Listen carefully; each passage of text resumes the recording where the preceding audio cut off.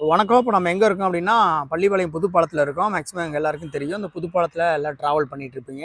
இப்போ என்ன ஒரு பெரிய ஒரு சிக்கலான விஷயம் என்னன்னா, இங்கே நீங்கள் பார்க்கலாம்.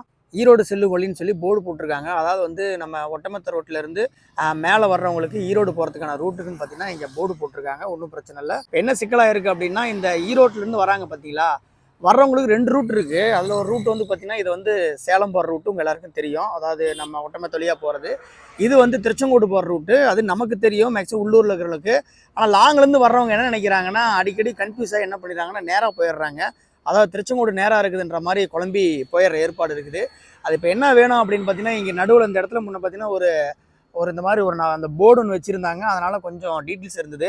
அந்த போர்டு எடுத்துட்டனால எந்த ரூட் எங்கே போகணும்னு சொல்லி எங்கேயும் தெரியல. கீழேயும் அதை பற்றி பெருசாக ஒன்றும் போடல.